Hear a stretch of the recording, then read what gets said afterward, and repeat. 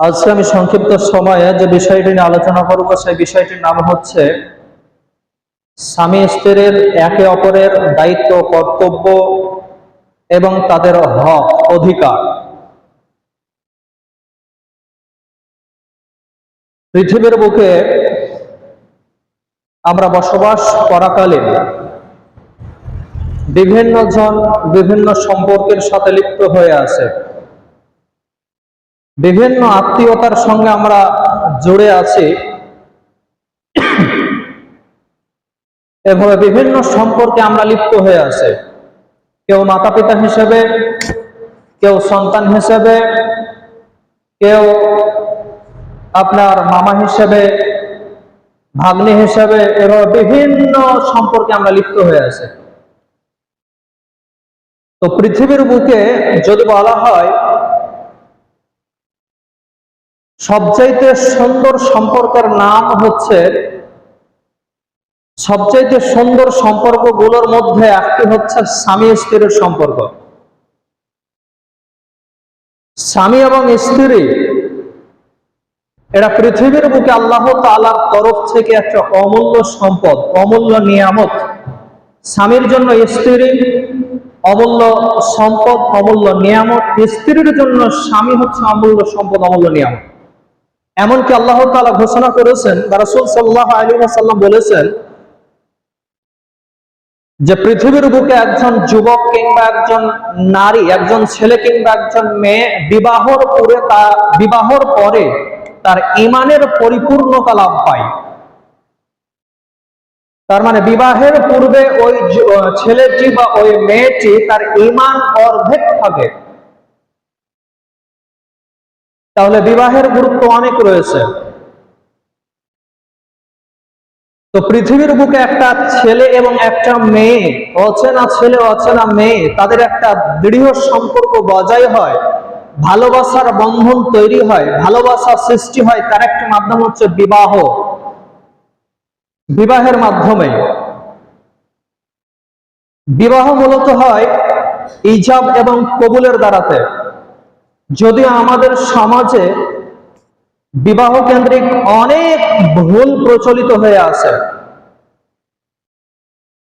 আমাদের সমাজে বিবাহ পড়ানো হয়, একজন নারীকেও কবুল বলানো হয়, একজন ছেলেকেও কবুল বলানো হয়, যদিও এটা কোরআন এবং হাদিস বহির্ভূত কাজ। মেয়েকে কবুল বলানো হবে না, মেয়েকে বলতে হবে ইজাব। ইজাব আর কবুল দুটি শব্দ এসেছে কোরআনের ভাষা, হাদিসের ভাষায়। ইজাব মূলত হচ্ছে সম্মতি দেওয়া, আর কবুল মানে হচ্ছে গ্রহণ করা। একটা ছেলে কবুল বলবে আর মেয়ে ইজাব করবে, মানে সম্মতি প্রদর্শন করবে, সম্মতি দেবে। যদি নাবালিকা হয় তাহলে তার পিতা তার মেয়ের কাছে গিয়ে জিজ্ঞাসা করবে, তোমার জন্য আমি ছেলে দেখেছি, তুমি কি এই বিয়েতে রাজি আছো? তখন সেই মেয়েটি নাবালিকা হওয়ার কারণে, সে লজ্জার কারণে হয়তো মুখ দিয়ে স্বীকার করতে পারছে না, বা সে যদি হেসে দেয়, কেঁদে দেয়, তাহলে জানতে হবে তার সম্মতি আছে। তখন তার পিতা সমাজের বুকে এসে, যেখানে বিয়ে পড়ানো হচ্ছে ওখানে এসে তার পিতা বলবে যে আমার মেয়ে রাজি আছে, আমার মেয়ের সম্মতি আছে, আপনারা বিয়ে পড়ান। এটা হচ্ছে ইজাব। আর ছেলে তখন গ্রামের যারা মোড়ল আছেন, গ্রামের যিনি ইমাম আছেন, তিনি ছেলেকে কবুল বলাবেন পরপর 3 বার। অথচ আমাদের সমাজে চলে ছেলেকেও 3 বার কবুল বলানো হয়, 2-4 জন সাক্ষী নিয়ে যাওয়া হয় মেয়ের কাছে গিয়ে মেয়েকেও 3 বার কবুল বলানো হয়। এটা সুন্নত বহির্ভূত কাজ, সম্মানিত উপস্থিতি। তাহলে এই বিয়ের মাধ্যমে মূলত স্বামী স্ত্রীর শুরু হয়, স্বামী স্ত্রীর মধ্যে ভালোবাসা তৈরি হয়। এই স্বামী স্ত্রীর ভালোবাসা আল্লাহ তাআলা সৃষ্টি করেছেন জান্নাতের মধ্যে। জান্নাতের একটা নিয়ামত হচ্ছে স্বামী স্ত্রীর ভালোবাসা। এই স্বামী স্ত্রীর সম্পর্ক সৃষ্টি হয় বিয়ের মাধ্যমে, আর বিয়ে হয় মোহরানা দিয়ে। তো স্ত্রীর হক, স্ত্রীর অধিকার, স্ত্রীর প্রতি স্বামীর দায়িত্ব যদি বলা হয় 1 নম্বরে, তাহলে 1 নম্বর আসবে মোহরানা আদায় করা। যে মেয়েটাকে আপনি স্ত্রী হিসেবে কবুল করতে যাচ্ছেন, সেই মেয়েটার জন্য আপনি একজন পুরুষ হিসেবে নির্ধারিত কিছু মোহর টাকা পয়সা, ধন দৌলত, সোনাদানা, যে কোনো কিছু আপনি মেয়েটার জন্য কিছু নির্ধারণ করবেন, যার দ্বারাতে আপনি তার লজ্জাস্থানকে হালাল করবেন। এর নাম হচ্ছে মোহরানা। এই মোহরানার মূলত কোনো নির্দিষ্ট পরিমাপ নেই। এর মিনিমাম ম্যাক্সিমাম যে পরিমাপ, কত টাকা মোহর লাগবে, কত টাকা বা কত পরিমাণ মোহর হলে, জিনিসপত্র হলে বিবাহ করা চলবে, আর কত টাকা না হলে বা কত পরিমাণ সম্পদ মোহর না হলে বিয়ে করা চলবে না, এর নির্দিষ্ট কোনো পরিমাপ নেই। নিম্নেও নেই, উচ্চেও নেই, মিনিমামও নেই, ম্যাক্সিমামও নেই। এমনকি হাদিসের ভাষায় যেটা পাওয়া যায়, রাসূল সাল্লাল্লাহু আলাইহি ওয়াসাল্লামের কাছে একজন সাহাবী এসে বলছেন, ইয়া রাসূলুল্লাহ, আপনি আমার বিয়ে পড়িয়ে দিন। আমার একটা মেয়েকে পছন্দ হয়েছে, আমি তার কাছে বিয়ের প্রস্তাব পাঠিয়েছি, তারা রাজি হয়ে গেছে, আপনি আমাকে বিয়েটা পড়িয়ে দেন। রাসূল সাল্লাল্লাহু আলাইহি ওয়াসাল্লাম বলছেন যে, তোমার কাছে কি কোনো ধন সম্পদ আছে? মোহরানা দেওয়ার মতো কি কোনো কিছু আছে? তখন সে সাহাবীটি বলছেন, ইয়া রাসূলুল্লাহ, আমার কাছে কোনো কিছুই নেই। তো বলছে, তোমার কাছে যদি একটা লোহার আংটিও থাকে তাহলে তুমি বাড়ি গিয়ে দেখে আসো। তো সাহাবীটি পুরো বাড়ি তল্লাশা করে দেখে আসলেন, একটা লোহার আংটিও পেলেন না। তখন রাসূল সাল্লাল্লাহু আলাইহি ওয়াসাল্লাম বলছেন যে, তোমার কি কোরআনের কোন আয়াত বা কোরআনের কোন সূরা মুখস্থ আছে? তখন সে সাহাবীটি বলছেন, হ্যাঁ আল্লাহ রাসূল, আমার কোরআনের এই সূরা মুখস্থ আছে। রাসূল সাল্লাল্লাহু আলাইহি ওয়াসাল্লাম সেই সাহাবীটিকে বললেন যে, তুমি এই কোরআনের এই সূরাগুলোকে তোমার মোহরানা করে দিলাম এবং তোমার বিয়েটা পড়িয়ে দিলাম। যখনই তোমার বিয়ে হয়ে যাবে তারপরে তুমি তোমার স্ত্রীকে এই সূরাগুলো তুমি মুখস্থ করিয়ে দিবে, এটাই তোমার মোহরানা। তাহলে উক্ত হাদিস দ্বারা প্রতীয়মান হয় যে একজন পুরুষের মোহরানার কোনো নির্দিষ্ট পরিমাপ নেই।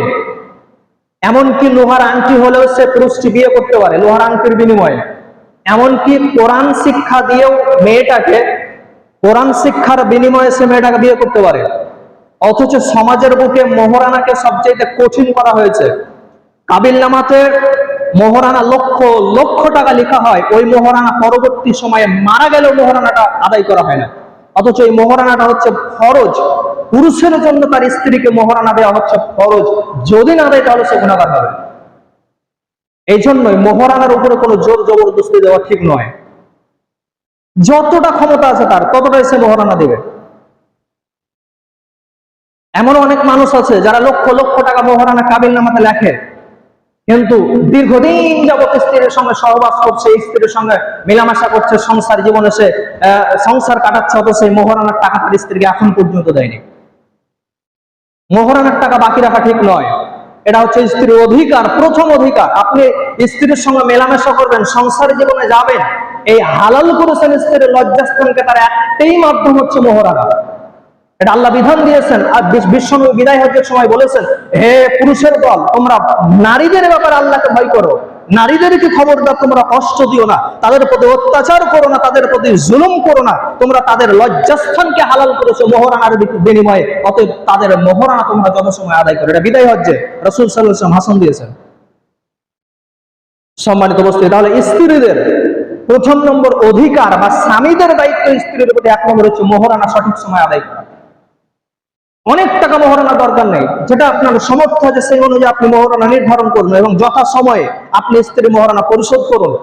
এবারে অনেক টাকা আপনি মোহরানা লিখে দিয়েছেন, আপনি শোধ করতে পারছেন না, কিন্তু আপনার স্ত্রী যদি স্বইচ্ছায়, একবারও আপনি বলতে পারবেন না যে তুমি আমার মোহরানাটা মাফ করে দাও, এটা আপনি বলতে পারবেন না। জীবনে আপনাকে ভিক্ষা করে হলে আপনার স্ত্রী মোহরানা পরিশোধ করতে হবে।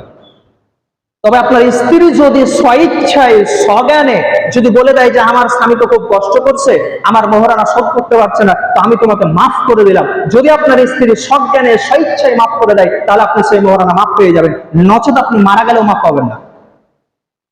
আপনি মারা গেলে আপনার টাকা পয়সা ধন সম্পদ যে আপনি রেখে মারা যাবেন, ওই সম্পদ থেকে আগে আপনার স্ত্রীকে আপনার মোহরানা দিতে হবে, তারপরে আপনার যে ওয়ারিশ আছে তাদের ধন সম্পদ টাকা পয়সা সব ভাগ বন্টন হবে, তার পূর্বে নয়।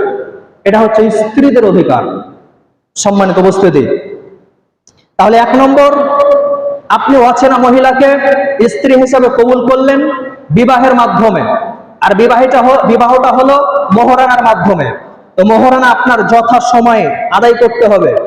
দ্বিতীয় নম্বর স্ত্রীদের অধিকার হচ্ছে যে যাকে আপনি স্ত্রী হিসাবে পেয়েছেন সেই স্ত্রীর সর্ব দায়িত্ব আপনার স্বামী হিসেবে টাকা পয়সা ইনকাম করে তার যথাযথ দায়িত্ব পালন করা, দেখাশোনা করা, জামা কাপড় কিনে দেওয়া, খাবার গ্রহণ করানো, তারপরে আপনার যা কিছু প্রয়োজন আছে সব কিছু পূরণ করা হচ্ছে আপনার স্বামী হিসেবে দায়িত্ব, কর্তব্য। স্ত্রীর জন্য একটা বাসস্থানের ব্যবস্থা করা, বাড়ির ব্যবস্থা করা। এজন্যই তো রাসূল সাল্লাল্লাহু আলাইহি ওয়াসাল্লাম বলেছেন, ইয়া মাশারাস শাবাব, হে যুবক দল, মান ইসতাতা মিনকুম ফালিয়াতাজাওয়াজ, যার ক্ষমতা আছে তুমি বিয়ে করো। ক্ষমতা মানে টাকা পয়সা, ক্ষমতা মানে বাড়ি ঘর লাগবে, ক্ষমতা মানে স্ত্রীদের জন্য বাথরুম লাগবে, ক্ষমতা মানে স্ত্রীদের জন্য জামা কাপড় কিনে দেওয়ার টাকা থাকতে হবে, ক্ষমতা মানে স্ত্রী বাড়ি থেকে বাইরে যেতে পারবে না আপনার হুকুম ব্যতীত, ক্ষমতা মানে স্ত্রী আপনার বাড়িতে কোনো অবৈধ কৃষ্টি কালচার করতে পারবে না, ক্ষমতা মানে আপনার হুকুমের বাইরে একটা স্ত্রী, একটা মহিলা আপনার কথার বাইরে চলবেন, এর নাম হচ্ছে ক্ষমতা। রাসূল সাল্লাল্লাহু আলাইহি ওয়াসাল্লাম বলছেন, তোমার যদি ক্ষমতা হয় স্ত্রীকে কন্ট্রোল করার, তোমার যদি ক্ষমতা হয় স্ত্রীদের যাবতীয় খরচা, যাবতীয় জিনিসপত্র হালাল পন্থায় তার নিকটে পৌঁছিয়ে দেওয়া, তবেই তুমি বিয়ে করো। সম্মানিত উপস্থিতি, আর আমরা এমন পুরুষ যে আমরা বিয়ে করে স্ত্রী নিয়ে এসেছি বাড়ির ভিতরে, বিয়ে করেছে, বিয়ে করার সময় আমাদের স্ত্রীদের ছবি ফেসবুক, হোয়াটসঅ্যাপ, ইনস্টাগ্রাম, টুইটার, যে অনলাইন যে সমস্ত প্ল্যাটফর্ম আছে সেই সমস্ত বিয়ের দিন উলঙ্গ করে ছবি ফেসবুক, ইনস্টাগ্রামে ছবি না ছাড়লে যেন আমাদের বিয়েটাই সাকসেসফুল হয় না। উলঙ্গ মানে আমি খারাপ ভাববেন না, উলঙ্গ মানে আপনার স্ত্রীর শরীরে কাপড় নাই ঠিকঠাক, বেহায়াপনা হয়ে, বেলেল্লাপনা হয়ে, মাথায় একদম নেটের মতো চাদর দিয়ে একদম মাথার চুল দেখিয়ে সারা শরীর দেখে আপনি ছবি তুলে ফেসবুকে পোস্ট করছেন আর জানাচ্ছেন আমি বিয়ে করেছি, এর নাম পুরুষের ক্ষমতা নয়। সম্মানিত উপস্থিতি, মহিলাদের মর্যাদা, মহিলাদের সম্মান, একটা স্বর্ণকে, একটা সোনাকে যেভাবে আপনি যত্ন করে লাল কাপড়ে একদম জোড়ে যেভাবে আপনি লকারে ভরে রাখেন, কেউ যেন জানতে না পারে, তার চাইতে বেশি মূল্য রয়েছে মহিলাদের, তারা তার চাইতে বেশি দামি দিন ইসলামে।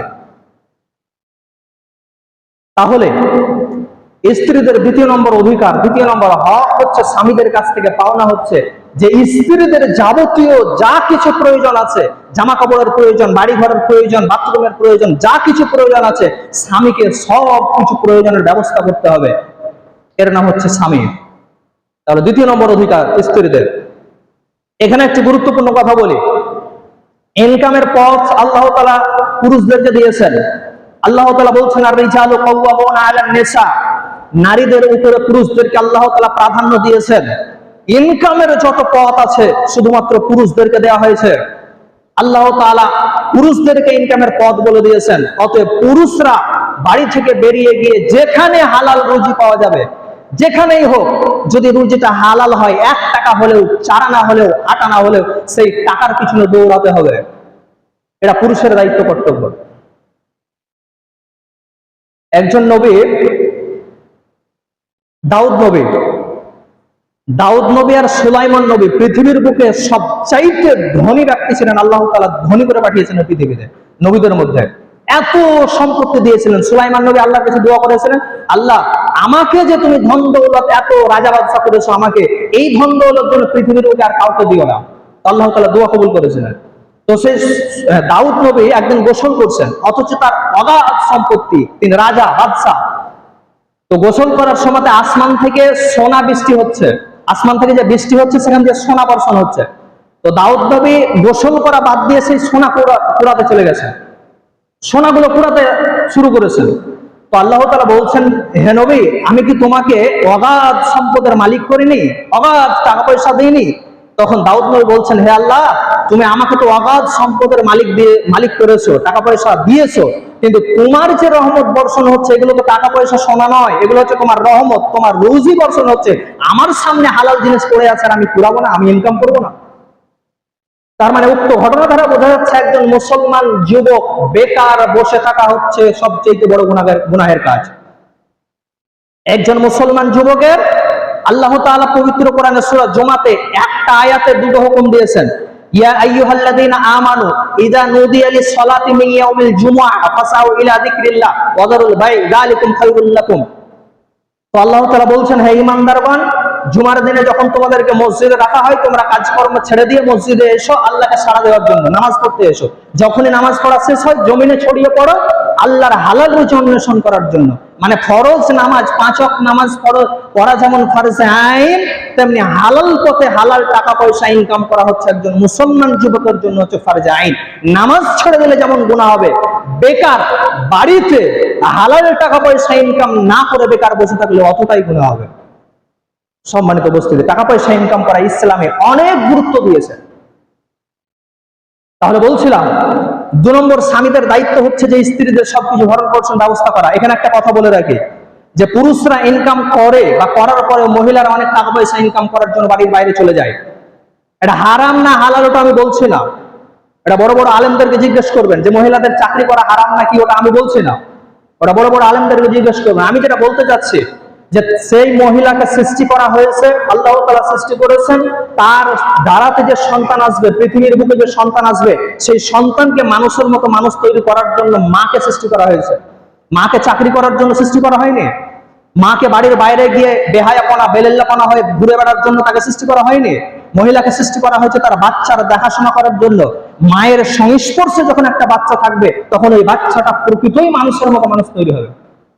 আর অনেক পুরুষ মহিলা আছে যারা অফিসে চাকরি করে, বাড়ি থেকে বেরিয়ে সকালবেলাতেই তার স্বামী চলে গেল একদিকে অফিসে, তার স্ত্রী চলে গেল একদিকে অফিসে, আর বাড়িতে যে সন্তান আছে সেই সন্তানগুলোকে বাড়িতে যে কাজের লোক আছে সেই কাজের লোকের আন্ডারে রেখে চলে যায়। ওই সন্তান কোনোদিন মানুষের মতো মানুষ তৈরি হবে না।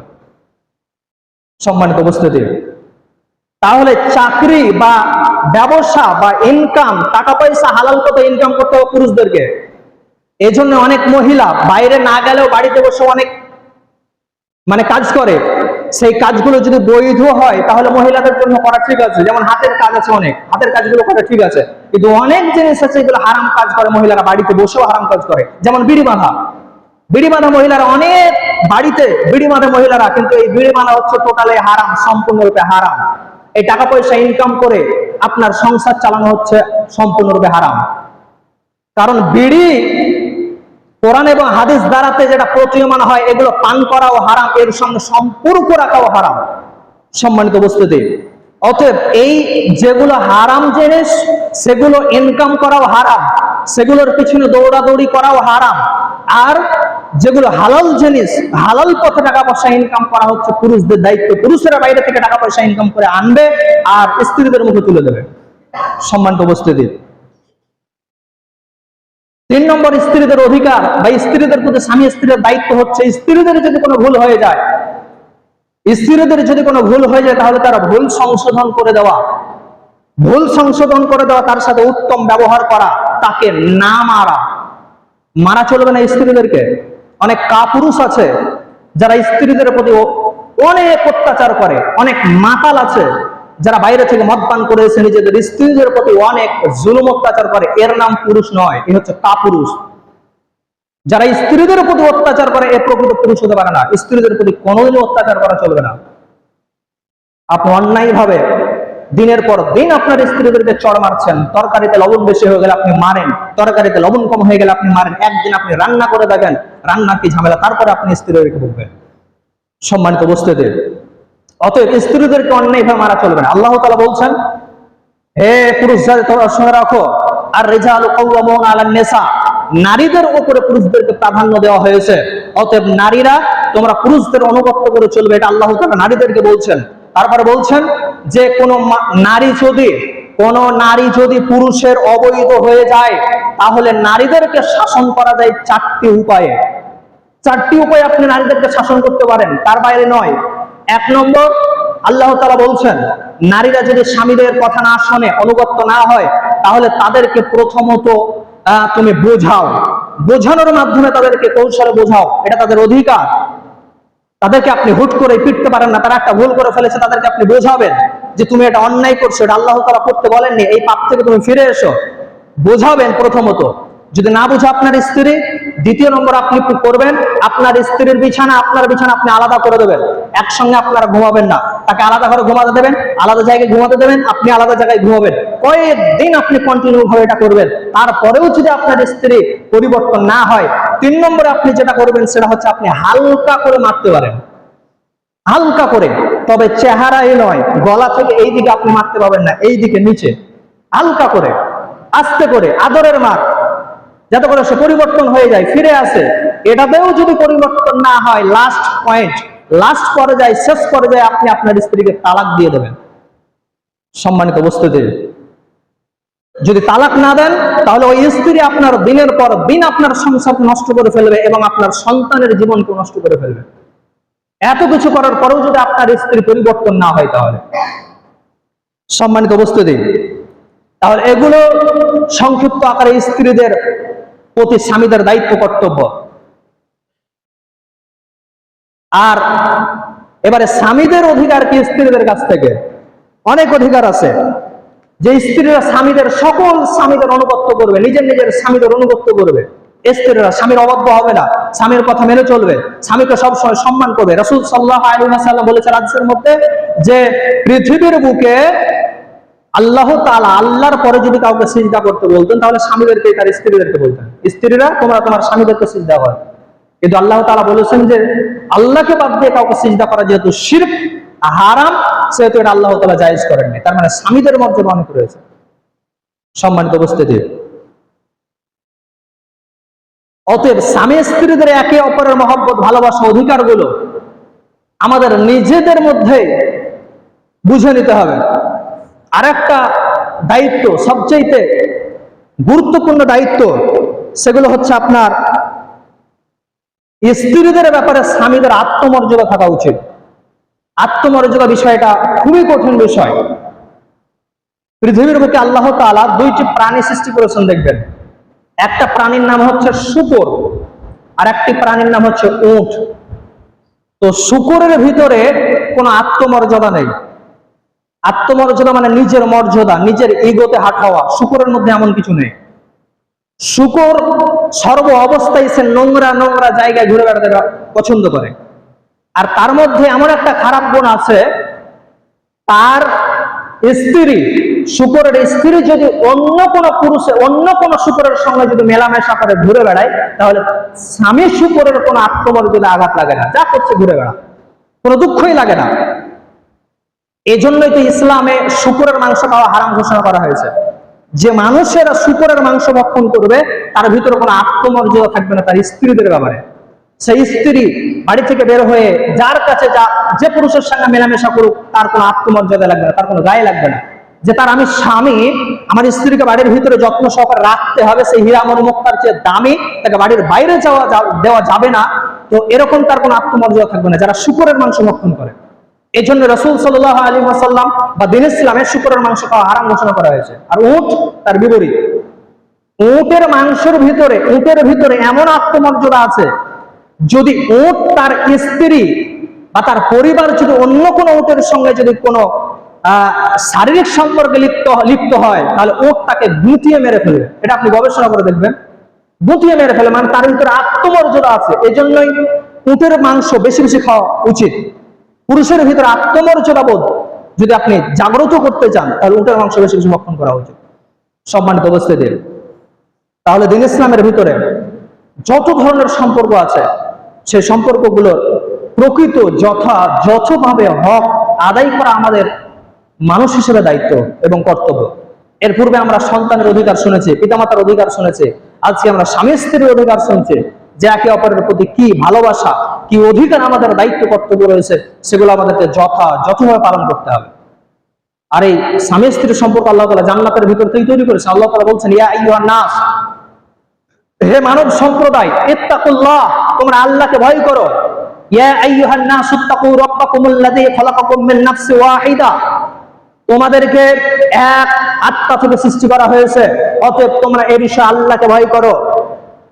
ইয়া আইয়ুহান নাস ইত্তাকু রাব্বাকুমুল্লাযী খালাকাকুম মিন নাফসিন ওয়াহিদা ওয়া খালাকা মিনহা যাওজাহা ওয়া বাসসা মিনহুমা রিজালান ওয়া কাসীরান ওয়া নিসাআ। আল্লাহ তাআলা বলছেন যে তোমাদের সকল পৃথিবীর বুকে সকল নারী পুরুষকে একটা আত্মা থেকে সৃষ্টি করা হয়েছে এবং তার দ্বারাতে পৃথিবীর বুকে অনেক নারী পুরুষ সৃষ্টি করা হয়েছে। অতএব তোমরা এ বিষয়ে আল্লাহকে ভয় করো। সম্মানিত উপস্থিতি, অতএব এই সম্পর্কটা, স্বামী স্ত্রীর সম্পর্কটা মূলত জান্নাতে সৃষ্টি। আল্লাহ তাআলা আদম আলাইহিস সালামকে যখন সৃষ্টি করলেন, সৃষ্টি করার পরে তিনি জান্নাতে ঘুরে বেড়াচ্ছেন। জান্নাতের এত নিয়ামত, এত সৌন্দর্যতা, এত আনন্দ ফুর্তি জান্নাতের ভিতরে, কিন্তু আদম আলাইহিস সালামের মনে কিন্তু কোনো শান্তি নেই। তখন আল্লাহ তাআলা বুঝতে পারলেন যে মনে শান্তি না থাকার কারণটা কি। তখন আল্লাহ তাআলা তিনার বাম পাশের পাঁজরের হাট থেকে হাওয়া আলাইহিস সালামকে তিনি সৃষ্টি করলেন। সৃষ্টি করার পরে ওই আদম এবং হাওয়া আলাইহিস সালাম থেকে শুরু করে এভাবে ধাপে ধাপে ধাপে ধাপে পৃথিবীর বুকে এতদিন পর্যন্ত মানুষ পৃথিবীর বুকে আসছে। সম্মানিত উপস্থিতি, তাহলে এখানে বোঝা যাচ্ছে যে পৃথিবীর বুকে একজন নারী এবং পুরুষ যার সঙ্গে যার বিয়ে হবে, তার স্ত্রীকেই তার পাঁজরে হাট থেকে সৃষ্টি করা হয়েছে। এবং এই কথাটা তাকদিরে, ভাগ্যে, ওই ব্যক্তির তাকদিরে ভাগ্যে বা ওই মেয়েটির তাকদিরে ভাগ্যে আসমান জমিন সৃষ্টির 50,000 পূর্বে লিখে দেওয়া হয়েছে। কার সঙ্গে কার বিয়ে হবে, কে কার সঙ্গে বসবাস করবে, কে কোথায় খাবে, কে কি করবে, কে কি, অর্থাৎ রুজির সব কিছু লিপিবদ্ধ করে দেওয়া হয়েছে। রুজি মানে আমরা শুধু ভাবি যে শুধু খাবার দাবার, টাকা পয়সা ইনকাম, এগুলোই রুজি না। আপনার জীবনের শুরু থেকে নিয়ে শেষ পর্যন্ত আপনি কি করবেন, কি খাবেন, কোথায় যাবেন, কত টাকা ইনকাম করবেন, কার সঙ্গে বসবাস করবেন, সব কিছু হচ্ছে আপনার রুজির অন্তর্ভুক্ত। তো আপনার স্ত্রীটাও আপনার রুজির অন্তর্ভুক্ত। সম্মানিত উপস্থিতি, তাহলে এই সমস্ত জিনিসগুলো আমাদেরকে খেয়াল রাখতে হবে। স্ত্রীটা আল্লাহ তাআলার তরফ থেকে দেওয়া একটা অমূল্য নিয়ামত, অমূল্য সম্পদ। স্ত্রী ছাড়া স্বামীর যেমন আনন্দ মজা থাকে না, তেমনি স্ত্রীরও স্বামী ছাড়া আনন্দ মজা থাকে না। এটা আল্লাহ তাআলার তরফ থেকে একটা নিয়ামত, অসংখ্য নিয়ামতের মধ্যে একটা নিয়ামত। এ ব্যাপারে আল্লাহ তাআলা কিয়ামতের ময়দানে জিজ্ঞাসা করবেন, আপনি যদি স্ত্রীর হক নষ্ট করেন। রাসূল সাল্লাল্লাহু আলাইহি ওয়াসাল্লাম বলছেন, স্ত্রীদের হক হচ্ছে তুমি যে মানের খাবে সে মানের তাকে খাওয়াবে, যে মানের পড়বে তুমি সে মানের তাকে পড়াবে, যে তুমি যে বাড়িতে বসবাস করবে তোমার স্ত্রীদের জন্য সে বাড়িতে তুমি একটা সুন্দর জায়গা করে রাখবে। সম্মানিত উপস্থিতি, আপনি পুরুষ হিসাবে আপনি আরাম করে খাওয়া দাওয়া করছেন বাইরে গিয়ে, হোটেলে গিয়ে, রেস্টুরেন্টে গিয়ে, আর আপনার স্ত্রীকে আপনি বাড়ির সেই খাবারই খাওয়াচ্ছেন, এটা একজন পুরুষের জন্য ঠিক নয়। রাসূল সাল্লাল্লাহু আলাইহি ওয়াসাল্লাম বলছেন, তুমি যে মানের খাবে তোমার স্ত্রীদেরকে সেই মানের খাওয়াবে, সেই মানের কাপড় পরাবে। এটা স্ত্রীদের অধিকার, হক। স্ত্রীদের সঙ্গে নম্র আচরণ, ভদ্র আচরণ করতে হবে। দরকার হলে স্ত্রীদের, একজন পুরুষের আদর্শ পুরুষের গুণ এটাই। রাসূল সাল্লাল্লাহু আলাইহি ওয়াসাল্লাম বলছেন, সবচেয়ে আদর্শবান পুরুষ হচ্ছে সেই, সবচেয়ে ভালো পুরুষ হচ্ছে সেই যে তার স্ত্রীর কাছে ভালো। আর আমি, রাসূল সাল্লাল্লাহু আলাইহি ওয়াসাল্লাম বলছেন, আর আমি হচ্ছে সবচেয়ে আদর্শবান পুরুষ, কারণ আমি নিজের স্ত্রীদের কাছে আমি ভালো। এটা রাসূল সাল্লাল্লাহু আলাইহি ওয়াসাল্লাম বলছেন। তার সকল স্ত্রীরা রাসূল সাল্লাল্লাহু আলাইহি ওয়াসাল্লামকে ঘোষণা দিয়েছেন 100% তিনি ভালো মানুষ। রাসূল সাল্লাল্লাহু আলাইহি ওয়াসাল্লাম স্বামী হিসেবে ভালো, তিনি প্রতিটি আত্মীয়তার সম্পর্ক তিনি যথেষ্ট রক্ষা করেছেন। সম্মানিত উপস্থিতি, অতএব এই স্বামী স্ত্রীর যে অধিকার, দায়িত্ব, কর্তব্য, এগুলো আমাদের সকলকে যথাযথভাবে পালন করতে হবে, যাতে করে আমরা পৃথিবীর বুকে চলতে গিয়ে তাদেরকে কষ্ট না দিয়ে আমরাও যেন কষ্ট ভোগ না করি তাদের দ্বারাতে। একজন, তার পূর্বে আমি বলেছিলাম যে সংসার যদি আপনি সুন্দর করতে যান, স্বামী স্ত্রী মিলে যদি একটা পরিবারকে সুন্দর পরিবার গঠন করতে চান, তাহলে যে মেয়েটাকে আপনি নিয়ে আসবেন সে মেয়েটাকে দিনদারিতা হতে হবে, ইমানদারি হতে হবে, তবে আপনার জীবনটা ধন্য হবে, সাকসেসফুল হবে আপনার জীবনটা। আর যদি সেই মহিলাটা যদি অশিক্ষিতা হয়, সে যদি আপনার দ্বীন ইসলামের কোনো কিছুই না মেনে চলে, তাহলে আপনার জীবনকে শেষ করে দেবে। ওই পোকাতে যেমন কাঠ কেটে একদম শেষ করে দেয়, আপনার জীবনকে সেই মেয়েটা ধ্বংস করে ফেলবে। সম্মানিত উপস্থিতি, তাহলে পরিশেষে আমি যেটা বলতে যাচ্ছি যে স্বামী স্ত্রী হচ্ছে আল্লাহ তাআলার দেওয়া, আল্লাহ তাআলার তরফ থেকে একটা জান্নাতের একটা নিয়ামতের মধ্যে একটা নিয়ামত। জান্নাত যদি আপনি, জান্নাতের সুখ যদি আপনি ভোগ করতে চান দুনিয়াতেই যদি আপনি ভাবেন যে আমি জান্নাতের একটা সুখ ভোগ করতে চাইবো, তাহলে সেটা হচ্ছে স্বামী স্ত্রীর সম্পর্ক। এটা জান্নাতের সুখ, জান্নাতের আনন্দ, জান্নাতের মজা তার পূর্বেই আল্লাহ তাআলা পৃথিবীতে দিয়ে দিয়েছেন। তাহলে জান্নাতে কত মজা, জান্নাতে কত আনন্দ। সম্মানিত উপস্থিতি, তাহলে পরিশেষে আমি বলতে চাই যে পৃথিবীর বুকে আমরা বিভিন্ন সম্পর্কে, বিভিন্ন আত্মীয়তার সম্পর্কে আমরা লিপ্ত হয়ে আছি। সেই সম্পর্কগুলো আমাদেরকে যথাযথভাবে তাদের হক, তাদের অধিকারগুলো আমাদেরকে আদায় করতে হবে। তার সঙ্গে সঙ্গে একটা গুরুত্বপূর্ণ অধিকার বা গুরুত্বপূর্ণ সম্পর্ক হচ্ছে স্বামী স্ত্রীর সম্পর্ক।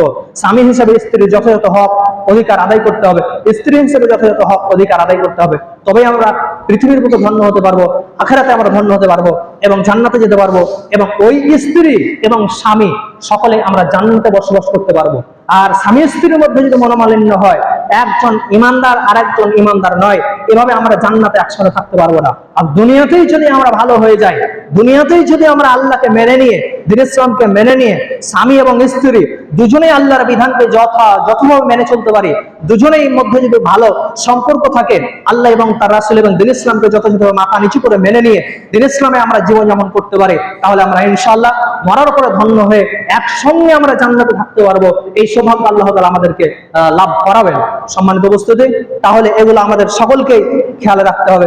পরিশেষে আল্লাহ তাআলার কাছে দোয়া করি, হে আল্লাহ, আমরা এখন পৃথিবীতে বসবাস করছি, আমাদের দ্বারা তো বিভিন্ন গুনাহ হয়ে যাচ্ছে, আমরা যেন সেই সমস্ত পাপ এবং গুনাহ থেকে ফিরে আসতে পারি, সেরকম তৌফিক দান করো।